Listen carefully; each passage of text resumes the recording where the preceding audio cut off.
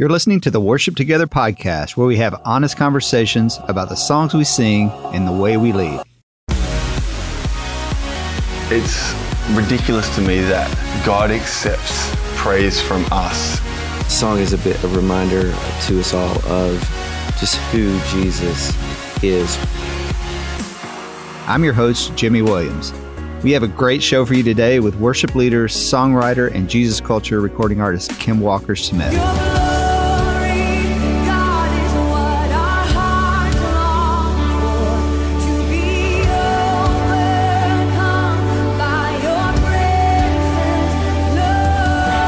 Caught up with Kim at her home in California and talked about her new album that released last Friday titled On My Side. And you can find that wherever you listen to music. It's amazing. We've been listening to it here in the office. We also talked about her journey over the last few years and the challenges of balancing her ministry with being a wife and a mom. But before we get there, let's go to Team Talk. Imagine worship anthem. Well, today I'm joined by David Gudikins, who heads up Worship Together. What's up, Goody? Hey, Jimmy. So, man, this is exciting. This is our first podcast. It is our first podcast. We've been doing this 12 years at Worship Together, but this is the first time we're doing a podcast. Why are we doing this? Yeah, that's the question I think we keep asking ourselves. But, you know, the interesting thing is we all have full-time jobs, but we're volunteers and part-time staff at churches. All of our staff actually has been in different ministry roles.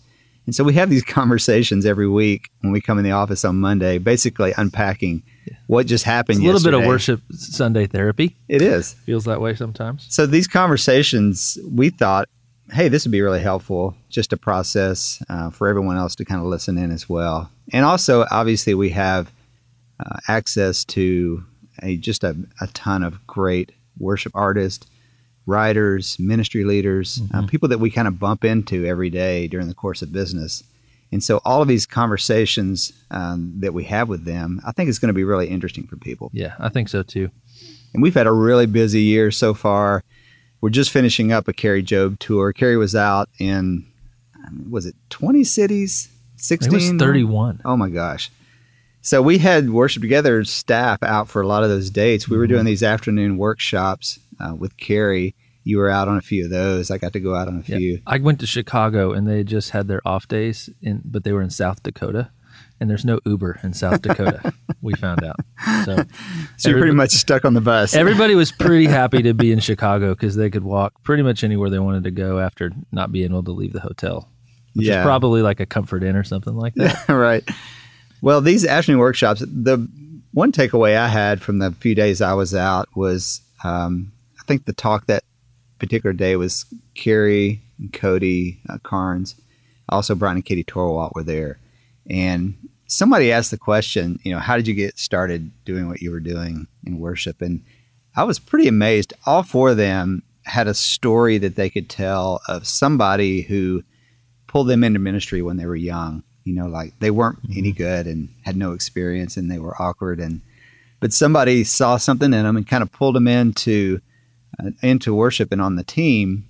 And that was sort of the spark that kind of got them thinking about, oh, maybe I could do something like this. Maybe I could serve in this way. And that's something you've always been passionate about. I mean, we've done conferences and you used to teach a class on building and mentoring people. And we should probably do an interview. Let me do that with you, and we talk through some of those thoughts sometime. Well, it is. It's close to my heart, but it also reminded me that, you know, we get busy in church and sometimes we forget about, you know, there's probably people around us in church that they're not quite A-level yet, and we know that, but somebody needs to speak into them and encourage them, you know, in their gifts. And so that was a real takeaway for me. I was pretty encouraged by the fact that all of them, as great as they are, somebody actually believed in them early on. It reminds me of the quote from Aaron Keys from the conference this year. I think one of the things he said was, there's a difference between success and succession. Oh, yeah. And that was good. I think we had an Instagram post or something about that. Right. That one kind of stuck with me. Yeah. And that, of course, talking about the Worship Together conference that happened in February, and we've been doing yearly here in Nashville. That's probably why we didn't get to this until now. I think we wanted to get this out a little more around then, but our hair was on fire. Our hair was on fire from the conference. So, and besides the Carrie tour, I mean, obviously Easter Sunday just happened. Yes, which was, we all kind of shut down for a few days, and not just executing church, but obviously it's a time of year where we're kind of more thoughtful and a little more focused and family focused. How was Easter at your church? It was good. I mean, Easter Sunday, you always try to do something a little over and beyond, which sometimes I wonder why we try to do that. And usually there's always some demon in the sound system or something that goes terribly wrong. And we did The Cross as a Final Word from Cody Carnes. Great song. And like we had this cross we were going to turn on, like when it hits the cross, and unfortunately, I got off the track because I decided to read something before the bridge. And so the band starts doing those hits, and I'm still in the bridge. But the good thing is, like, we put all this pressure on ourselves to, like, make those moments and, and just try to do it at 110%. But you talk to people out in the congregation, and I don't think anybody at my church noticed that happened. Like, they were all like, that was amazing. And so, I think we put a lot of pressure on ourselves, but we need to give ourselves a break. But Easter is always great. And, it was a good time in our church. Yeah. 9 times out of 10, all those special effects and things we try to do in church end up being Spinal Tap moments. Yes. Where we're caught in the cocoon, Yeah. And so they usually don't execute well. Yeah. And the funny thing is nobody in church ever notices that they didn't execute well. And then the times when you actually manage to pull it off, nobody notices either. Yeah. Everybody in the band is high-fiving and everybody else in church is like, I don't understand what it's just like happened. a whole nother world inside your ears. It's like sometimes you guys got to take one out and stop the band and just let the room sing. Yeah. We did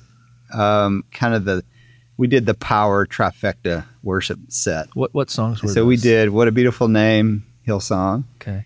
We also did Cross as the Final Word from Cody Carnes. And then we did Glorious Day from Passion. So by the time you just ramped up and we then did, partied. by the time it was over, like nobody could go on. They were just like, okay, I'm done. I'm ready to go home. So it was great. That's awesome. So what's happening this week at Worship Together? Well, this week we've got the Kim Walker-Smith album On My Side releasing, and so we've got the New Song Cafe for Throne Room and a free chart for that up. And also one of my kind of favorite deep tracks in the album, Brave Surrender, is also a free chart this week. I like that term, deep track. Yeah, or deep cut, whatever you want to call it, And we've also got, over the last few weeks, we featured Hold It All from Cody Carnes and Love So Great from Hillsong Worship, and those songs are still up and available as well. So check out the website and all the free resources that are there. And so next up for us on the radar.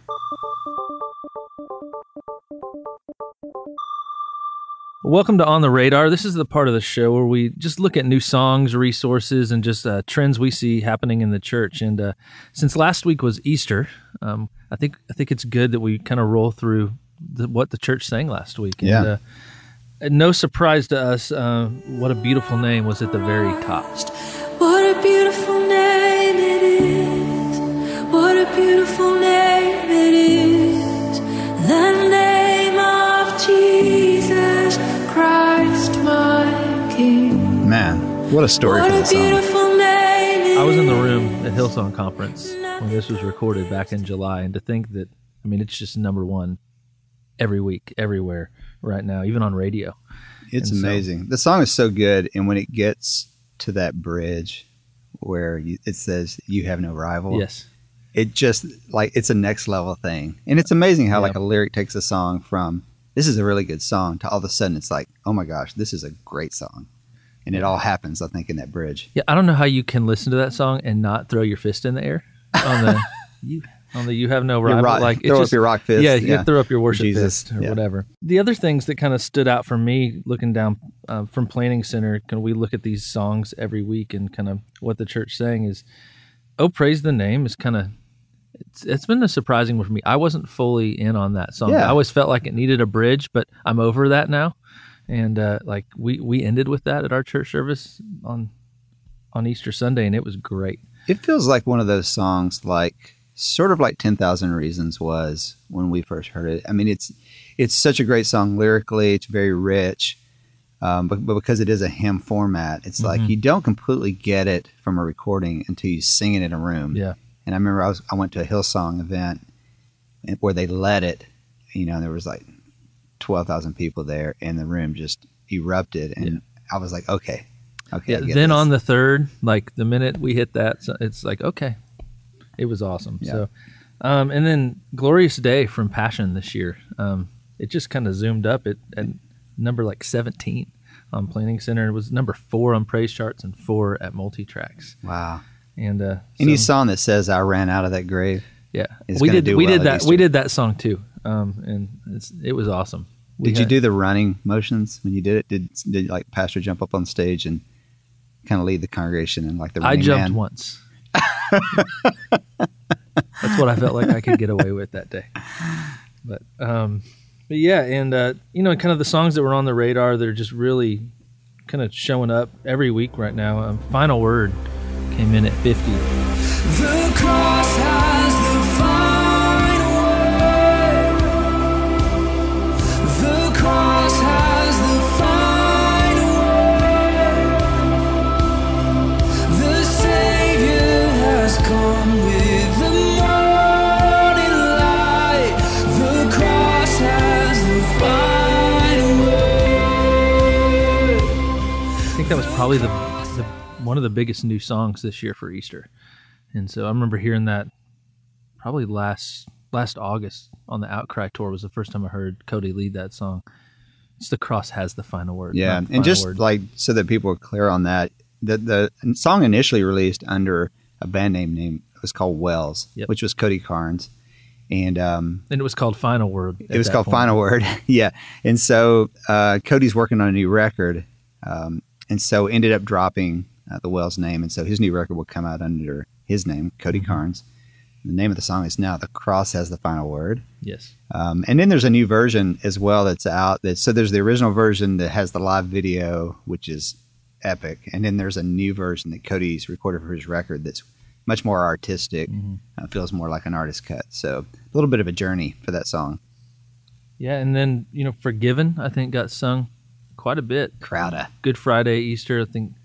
I love that song. The New Song Cafe it's one of the most interesting ones we ever shot.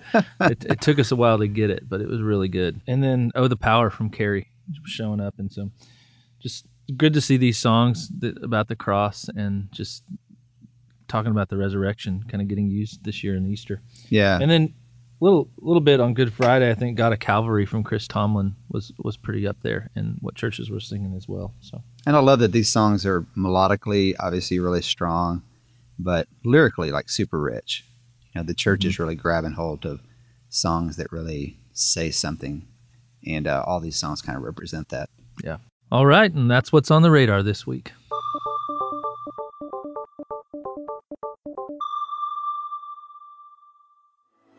All that I am, I place into your loving hands, and I am yours.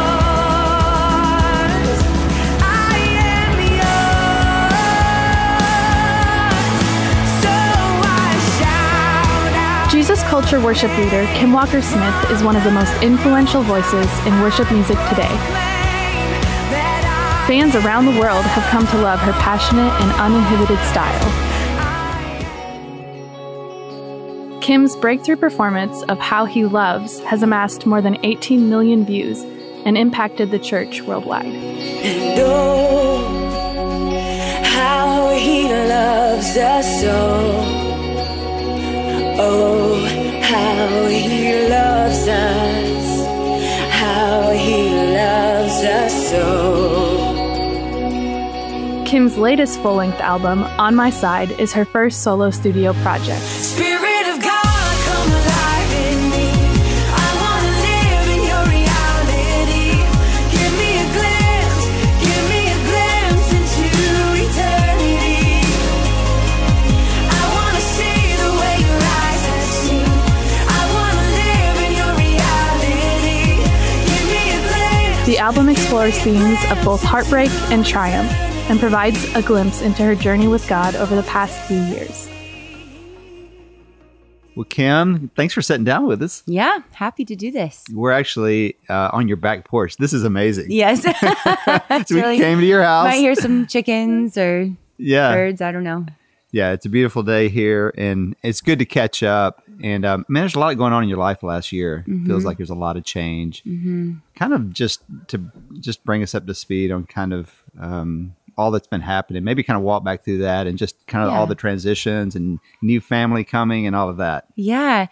So the last 4 years have been just full of a lot of changes and transitions, and starting with becoming a mom and having my boys 14 months apart. And I'm currently, as we're sitting here, which is why you guys came all the way out to California, pregnant with number 3, a little girl, which I'm really excited about. Oh, that's awesome. But, we were living up in Redding, California. We moved to Sacramento area, and it took us a really long time to find a house and planting a church. If anyone's ever done that, they Not for the know, faint of heart. no, it is hard. It's fun, but it's hard.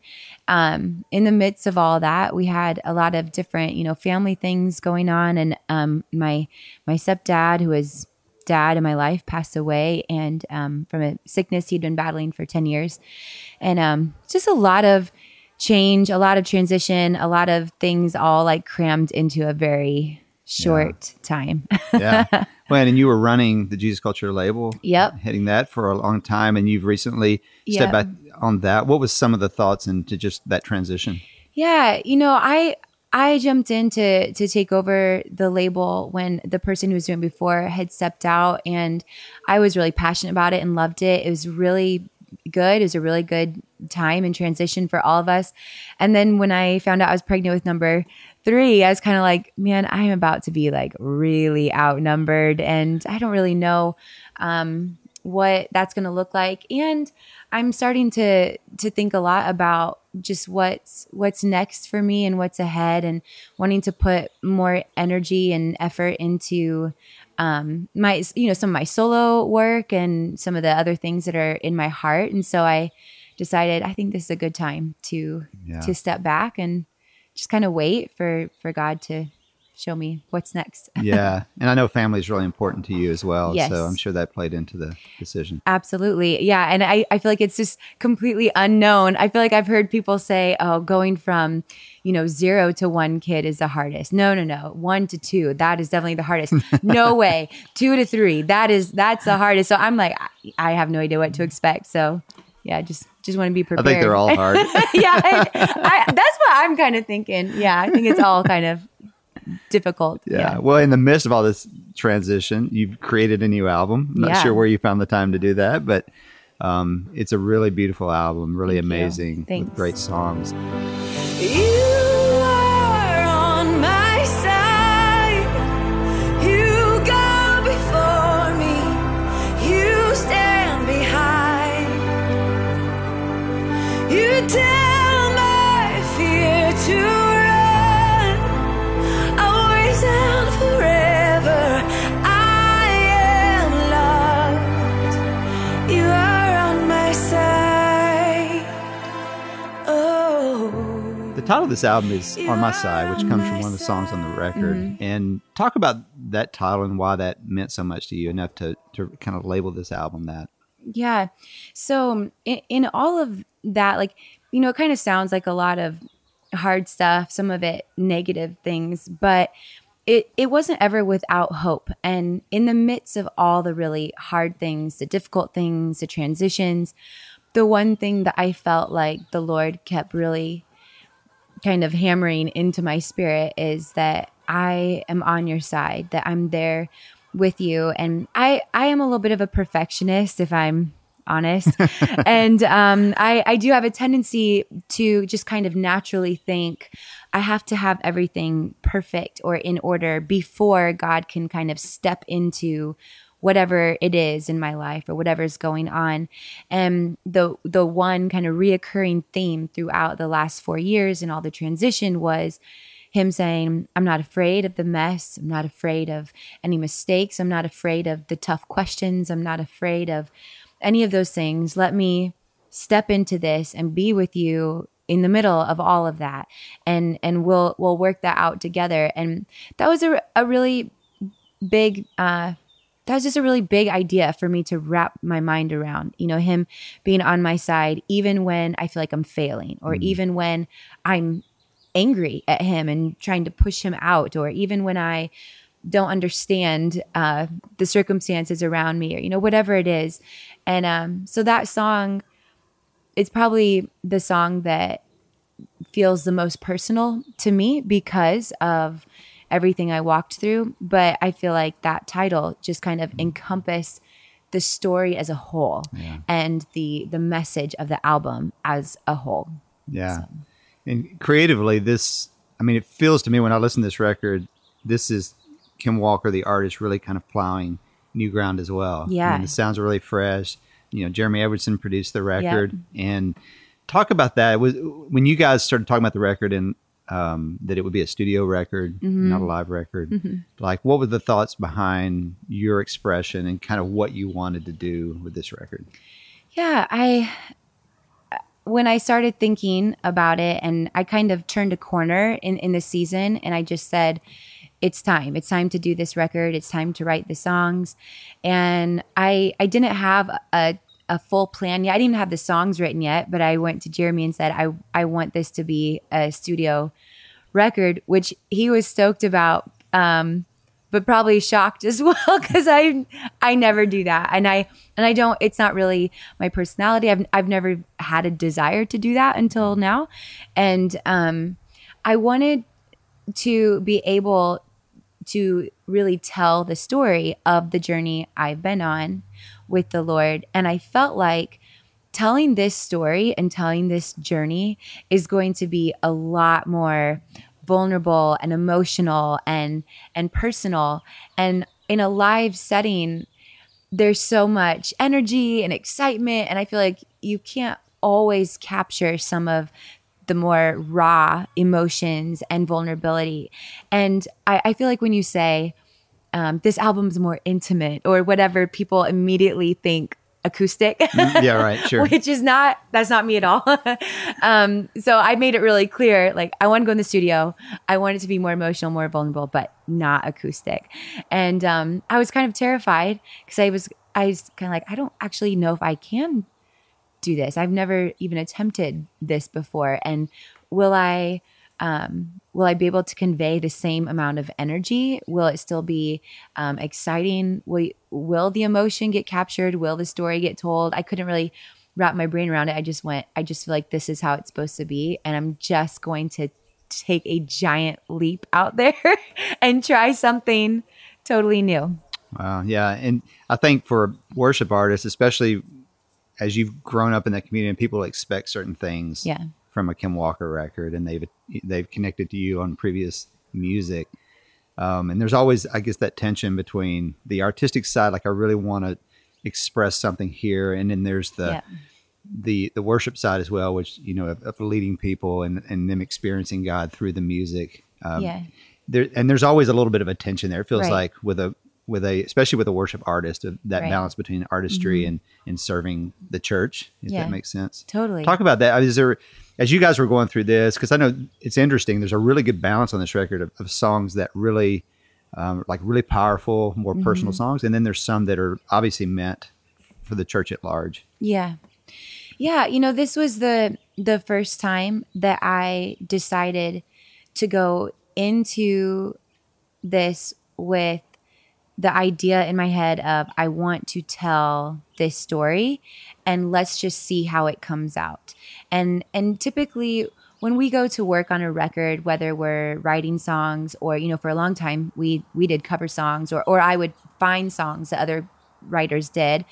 And it was always, what do we feel like the corporate church is going to connect to? And I've kind of got all those voices in my head, of like the audience we're trying to reach and that sort of thing. And this was the first time that I decided I'm not going to have people's expectations or even that idea of finding these perfect corporate type songs be at the forefront, because I thought, I just feel inside me that the bigger thing to talk about for this record is the story and the journey. And I just think that's so much what people want to connect to. They want to connect to the story. And I think in talking about relationship with God, when someone understands the journey that you've been on, it makes it feel more attainable versus if I just stand up in front of people and say, you know, this is how it should be. This is what your relationship with God should look like,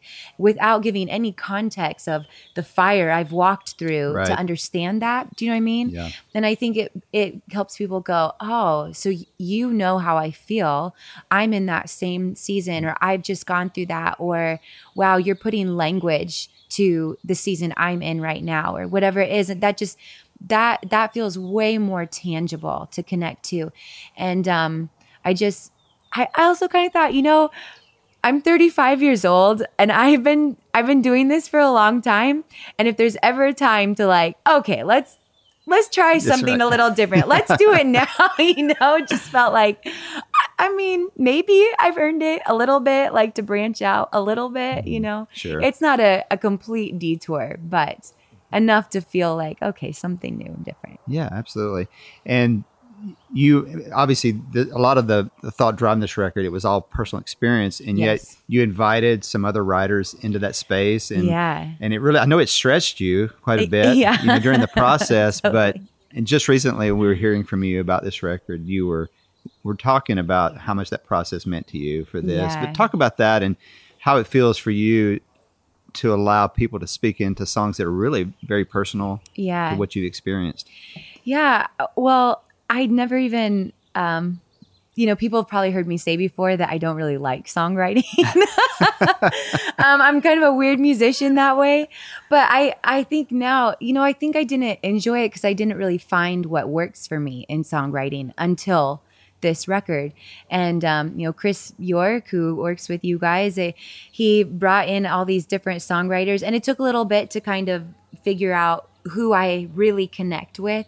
And what I did was I just got in there and sat down with them, and I thought, I'm just going to be super vulnerable and honest with these people that I don't even know, which was kind of terrifying because I'm like, here I am about to do songwriting, which is so scary to me, and with these people I don't even know, and I'm about to bare my soul to them, for the sake of I need you to come into this experience and write this song with me. But I need you to understand fully where I'm coming from. So I would just tell the story and then say, so I want to write a song about this specifically. And we would tackle it. And all of the songwriters on this record are just the most incredible people. And it was an amazing experience for me. It gave me a love for songwriting that was not there before. As your publisher, I'm happy about that. Yes. It gave me a really great appreciation for just the craft, you know, and also I just felt so I felt really loved and safe with these people that I'm kind of bringing into this with me, and I felt like, wow, I can trust these people with this story. And I feel super happy and super proud of what we did, that we did get the songs and tell the story through the songs, just how well, probably more than I dreamt it would be.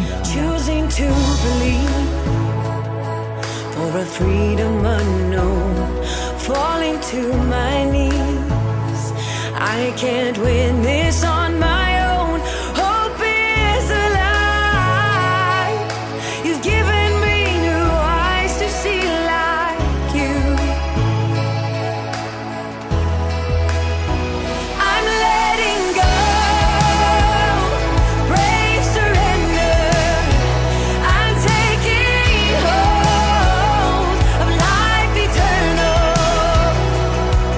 On the other side I will find you, leaving my fears behind. Brave surrender.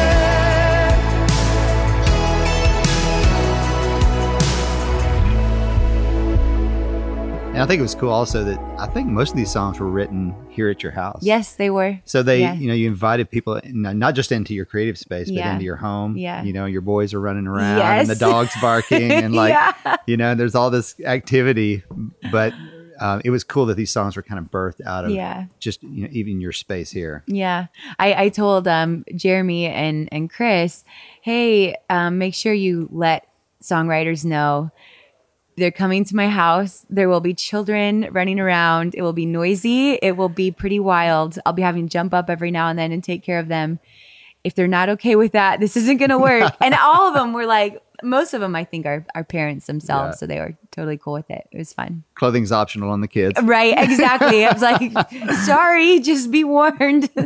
They're out on a farm. They just do what they do, and they're boys. So, Yeah, right. You've obviously you've been leading a lot at church as well. What's your current kind of role at the church? Are you kind of just more of an itinerant leader now that every now and then, or do you have any day-to-day responsibilities with the church worship? I don't really have any specific role or responsibilities outside of leading worship like twice a month or so. And then probably my bigger role that I do have is just being part of the, I guess you say, like the senior leadership. So any kind of major decisions or things like that, I'm involved with banning the pastor and director of Jesus Culture in all of that. So I'm kind of in some meetings and important decision-making type things. But outside of that, I'm usually the mom in the back of the church, sweating and chasing my kids around, begging them to be quiet and feeding them anything to get them to behave at church. Connecting with the other moms. We're back there consoling each other. You can do this. Right. The having young kids, just kind of, you're talking about your boys. I know there's always, with an artist, especially it seems like, well, with any artist, I don't know if it's different for a mom or a dad, but how do you balance that time between the two? Because I know that you get a lot of offers to come and do things, or conferences or churches, and you really have to weigh those and balance those decisions of how much to be gone. And how does that work out in your family? Yeah, I kind of decided early on that I'm going to be really humble in this and admit to the world that I have no clue what I'm doing. And I'm just going to be sensitive to my children and what they need.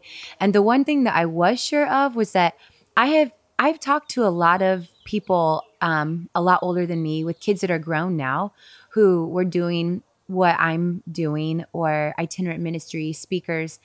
And it's kind of sad, but I have heard a lot of stories of their regrets, that they missed a lot of things, or they weren't around for their kids as much, or they weren't there in their early years, and they regret that. Maybe it affected the relationships with them as teenagers, whatever it is. And it's not everyone's story, but I've heard it enough to where I paid attention and kind of went, okay, so it's easy to say, oh, my kids are my priority. That's the first thing. But it's harder to actually make the choices to support that. And especially if you have like your finances tied up in that or whatever it is. And that was the other thing of like, well, I have to really surrender even that to the Lord. Like I'm going to make my children and my family priority. And I'm going to trust that the Lord is going to take care of all the other details, including any finances or anything tied to that. And so my boys, we were on the road with them the first year of both of their lives, and my oldest the first 2 years of his life. And we got towards the end of year 2, and I could just see it all over them. Like they weren't sleeping through the night. They're always in a different hotel room. I'm looking back at pictures on my phone of like their first steps, and it's in an arena in Atlanta. And, Wyatt's first word, mama, was on an airplane. And, and I'm kind of like, okay, we got that stuff. We captured it. But it's weird that it's like airplanes in hotel rooms and arenas. And I could see they just needed a break. So we took a year off. This last year, 2016, we just took the year off. We got a home and stuck them in it and left them in the home. We didn't take them out on the road, and I didn't really travel much at all. And that was really good. It's what we needed, and they needed it, and they became different children, getting that consistency. And then we got to the end of 2016 and went, okay, I think we're ready to go back out, see how it goes. They're older, they're sleeping better. One of them's potty trained, these are big deals, So we're like, let's just see. And we kind of talked about it and went, and when we get out there, if it's not working, then we will adjust. We'll try again. I don't want anything to be so permanent or so like it has to be this way. Because we're like, well, we don't really know what we're doing, so we're just doing it like a day at a time. And if it's not working, we'll change it. Yeah. How do you stay healthy? And obviously traveling a lot, being very busy. And we've seen with a lot of ministry leaders, it seems like the more responsibility, the bigger the ministry that falls under you, there's all this pressure. And we see people all the time that sort of just check out, or there's just like a complete meltdown in their life. How do you maintain that balance in making sure that, and what recharges you, and how do you make sure that you're staying healthy? Yeah. I think it's probably really extra hard for moms, because moms are like, they kind of just take on the role of just taking care of the family. There's jokes about how moms can't get sick because the whole family just falls apart, whatever it is. But I think the struggle is remembering to make yourself a priority and to understand, and becoming a mom actually helped me really learn this. Like, I realize my kids don't get the best of me when I don't take care of myself. And it's the same with the people I'm leading. Whether I'm leading in worship or I'm speaking or in any ministry capacity, they are getting the best version of me and the best of me when I have actually made myself a priority and take care of myself and do what I need to do. So whether that's pulling back for a season and being home and resting, or, doing the things, like you said, that recharge me. For me, that's like getting outside, doing outdoor things, the snowboarding when I'm not pregnant. We really enjoy doing that. Things like that, or just sitting down and watching a movie, or going out to a really great restaurant because I love food. Things like that. Like that kind of stuff really recharges me. And I've learned, like, I have to take responsibility to make those things a priority, because if I don't, I do get worn down and I do get fed up. I get edgy, I get cranky, I get impatient, and nobody at that point is getting the best of me. And the same with my relationship with God. Like, people will say, well, how do you, stay really connected to God? And again, when you become a parent, I mean, your life is just, your kids are there all the time. Like, I can't even go to the bathroom alone. You know what I mean? Like, so I just say, I just take my time when I can.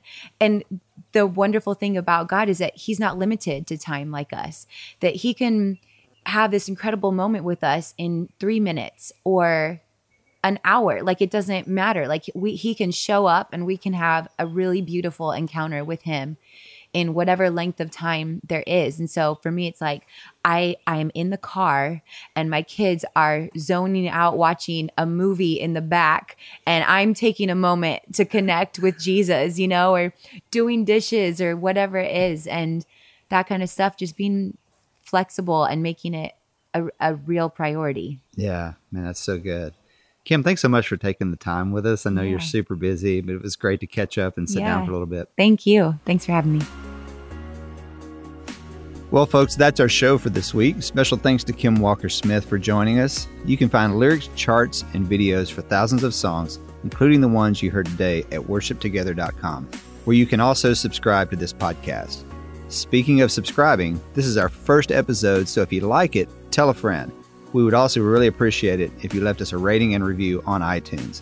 That really helps get the word out about the podcast. The Worship Together podcast is me, Jimmy Williams, and David Gudikins. Thanks to our Worship Together staff, Michael Fogarty and Jessica Sweet, for their invaluable help in making the show. The show is written, produced, and mixed by Michael Romero and Josh Babiar from Form and Function. You can find more information about them at formandfunctionmedia.com. Thanks for tuning in. We hope your church services are filled with the power and the presence of God this weekend, and we'll see you again next Tuesday.